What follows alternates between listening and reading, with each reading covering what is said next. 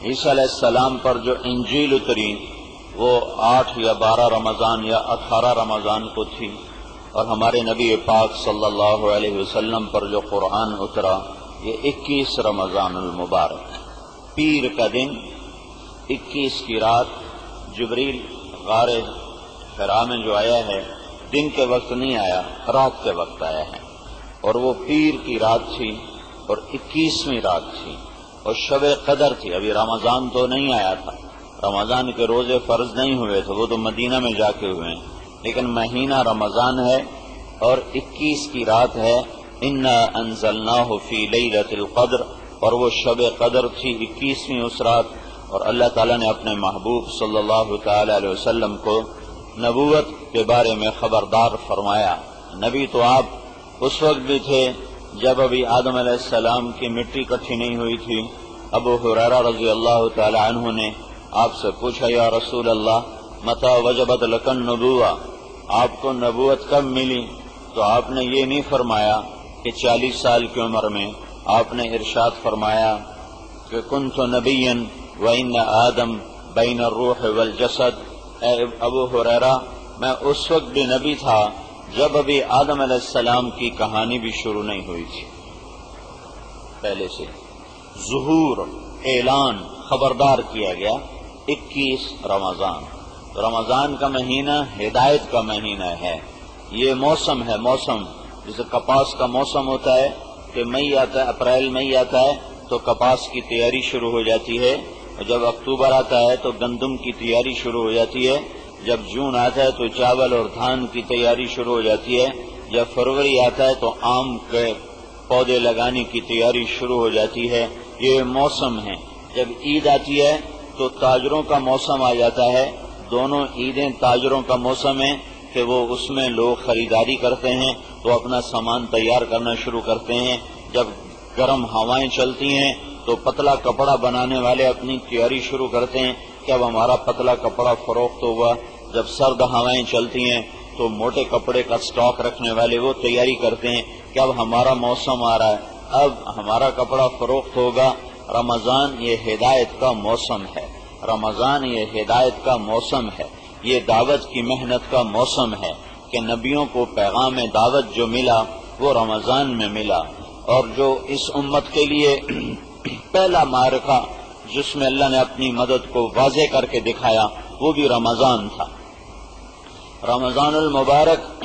اللہ تبارک و تعالیٰ نے عام روزہ، اللہ کے نبی نے فرمایا من صام یوما تطوعا ثم اعطی ملء الارض ذهبا لم يستوف ثوابه دون یوم الحساب، جس شخص نے نفل روزہ رکھا، نفلی روزہ، نفلی رمضان کا فرض نہیں، نفل روزہ رکھا شوال میں، اور شوال سے لے کر آخر شعبان تک جس نے نفل روزہ رکھا، پھر اللہ کا نبی فرماتا ہے اس 7 بر اعظم کو سونا بنا دیا جائے، 24,000 کلومیٹر کا یقین، اسے سونا بنا دیا جائے اور اسے پیش کیا جائے اور اسے یوں کہا جائے کہ یہ آپ کے روزے کا بدلہ ہے، تو اللہ کے نبی نے ارشاد فرمایا یہ سونے سے بنا ہوا جہان اس ایک نفل روزے کا بدلہ نہیں بن سکتا۔ تو فرض روزہ، آواز نہیں آ رہی، صبر کرو بھائی، کوشش کریں گے۔ من صان نفسہ فی شہر رمضان، جس نے رمضان کے مہینے میں فرض روزہ رکھا اور اپنے نفس کی حفاظت کی، لم یشرب فیہ مسکرا، کوئی نشہ آور چیز استعمال نہیں کی، لم یعمل فیہ خطیئۃ، کوئی گناہ نہیں کیا، لم یقذف فیہ مؤمنا ببہتان، کسی مسلمان پہ زبان درازی نہیں کی۔ یہ زبان سب سے زیادہ انسانوں کو جہنم میں گرانے والی ہے، سب سے زیادہ جہنم میں جانے والا طبقہ اس زبان کی وجہ سے ہوگا۔ یہ میرے نبی نے معاذ بن جبل سے فرمایا، معاذ تمہیں سارے دین کا خلاصہ بتاؤں، سارے دین کا نچوڑ بتاؤں، نچوڑ سارے دین کا، کہ جی بتائیں، تو آپ نے مجھے دیکھو، آپ نے زبان نکالی، ایسے پکڑا، کماز یہ زبان قابو میں رکھنا۔ نیک لوگوں کو کبھی شراب پینے کا خیال ہی نہیں آتا، پینا تو بڑی بات ہے، کبھی خیال بھی نہیں آتا،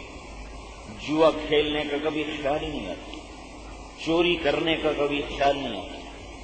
ڈاکہ ڈالنے کا کبھی خیال نہیں آتا، لیکن صبح سے شام تک یہ زبان ان کی اتنی تیز ہوتی ہے کہ پتہ نہیں کتنوں کے دل وہ چیر کے رکھ دیتے ہیں، اور کتنوں کی غیبت کرتے ہیں، کتنوں کی برائی کرتے ہیں، شراب سے بڑا گناہ کرتے ہیں، شراب پینے سے بڑا گناہ کرتے ہیں۔ شراب پینے والا تو چھپ کے کہیں شراب پیتا ہے، اور غیبت کرنے والا مسجد میں بیٹھ کے غیبت کرتا ہے، پہلی صف میں بیٹھ کے غیبت کرتا ہے، جماعت میں نکل کر سال کی جماعت، 3 چلے کی جماعت، نوجوان عالم فارغ التحصیل سال کے لیے نکلا ہوا ہے اور سارا سال غیبت کر رہا۔ کسی کو شراب پیتے دیکھے گا تو لان تان کرے گا، 100 اور کو بتائے گا بڑا بدماش ہے، شراب پیتا ہے۔ کسی کو جوا کھیلتے دیکھے گا لان تان کرے گا، اور 100 آدمی میں اس کی خبر سنائے گا بہت غلط آدمی ہے، جوا کھیلتا ہے، سود کھاتا ہے۔ اور یہ نہیں پتا کہ خود شراب سے بڑا گناہ کر رہا ہے، سارا دن غیبت کرتا ہے، سارا دن لوگوں کی پگڑی اچھالتا ہے، سارا دن لوگوں کے عیب چنتا اور پکڑتا اور بولتا ہے۔ میرے بھائیو، میرے نبی نے فرمایا وَهَلْ يَكُبُّ النَّاسِ فِي نَارِ جَهَنَّمَ إِلَّا حَصَائِدُ أَلْسِنَتِهِمْ، سب سے زیادہ جہنم میں دھکا دینے والا عمل زبان کا بول ہوگا، زبان کا بول ہوگا، زبان کا بول ہوگا۔ یہ سب سے زیادہ نیک لوگوں کی بتا رہا ہوں، عام لوگ بھی بڑے بڑے گناہوں کا خیال نہیں آتا، بچتے ہیں، بہت تھوڑے ہیں جو اس قسم کی غلاظتوں میں پڑتے ہیں، لیکن اس کو اتنا تیز کیا ہوا ہے کہ دوہری دھار کا خنجر ہے، دوہری دھار کا خنجر ہے، جو ادھر بھی وار کرتا ہے ادھر بھی وار کرتا ہے، دونوں طرف اس کا وار چلتا ہے۔ عزت کے در پہ، جان کے در پہ، پگڑی اچھالنے کے پیچھے، عیب پکڑنے کے پیچھے، برائی اچھالنے کے پیچھے پردہ پوشی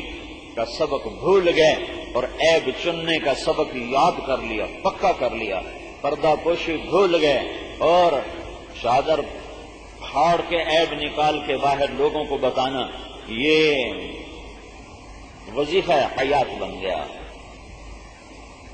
سنگین ترین زبان کا بول، جس نے روزہ رکھا، نفس کی حفاظت کی، گناہ نہیں کیا، شراب نہیں پی، زبان کی حفاظت کی، کسی مسلمان پہ بہتان نہیں باندھا، تو اللہ ہر روزے کے بدلے میں زوجہ اللہ کل لیلۃ 100 حورا، اللہ ہر روزے کے بدلے میں جنت کی 100 حوروں سے اس کی شادی فرماتا ہے،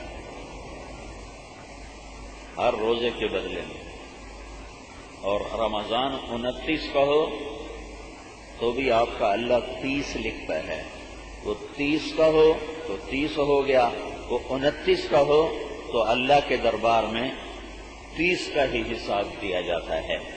اور ہر روزے کے بدلے میں اللہ تعالیٰ جنت میں اس روزے، ایسا روزہ رکھنے والے کے لیے اللہ ایک گھر بناتا ہے، ایک محل بناتا ہے، وہ اتنا بڑا ہوتا ہے کہ اگر یہ ساری زمین 24,000 کلومیٹر کے دائرے میں اگر اس کو اس محل میں رکھا جائے تو یہ زمین اس محل میں ایسے نظر آئے گی جیسے پوری دھرتی پر ایک بکری کھڑی ہوئی نظر آتی ہے۔ ایک بکری 24,000 کلومیٹر میں کیا نظر آئے گی؟ ایسے ہی یہ زمین اس روزے، ایسا روزہ رکھنے والے کے محل میں وہ ایسے نظر آئے گی جیسے ایک بکری۔ پھر رات کو اس نے تراویح پڑھی 20 تراویح پڑھی تو میرے نبی نے خوشخبری سنائی، تراویح کے ہر سجدے پر 1,500 نیکی لکھی جاتی ہے، ہر سجدے پر 1,500 نیکی لکھی جاتی ہے۔ جو 8 پڑھ کے نکل گیا اس نے کتنے ہزاروں نیکیوں کا نقصان کیا۔ جو 8-10 پڑھ کے نکل گیا، جس نے پڑھی ہی کوئی نہیں، جس نے 8 پڑھی 10 پڑھی اور جوتا اٹھایا اور گھر چل دیا، گھر میں کام بھی کوئی نہیں، جا کے گپے مارنی ہے، سونا بھی نہیں، گپے مارنی ہے، لیکن یہ روزانہ کا نقصان 1,500 فی سجدہ، 1,500 فی سجدہ، 1,500 نیکی فی سجدہ، اور پھر فی سجدہ ہر سجدے کے بدلے میں ایک سرخ یاقوت کا گھر. کتنا بڑا ہوگا؟ 2 کنال 4 کنال؟ نہیں، ہر سجدے کے بدلے میں ایک سرخ یاقوت کا گھر جس کے 60,000 سونے چاندی کے گیٹ ہوں گے، بڑے دروازے. جس گھر کے 60,000 دروازے ہوں وہ گھر کتنا بڑا ہوگا؟ 60,000 جس گھر کے دروازے ہوں وہ گھر کتنا بڑا ہوگا؟ پھر ہر سجدہ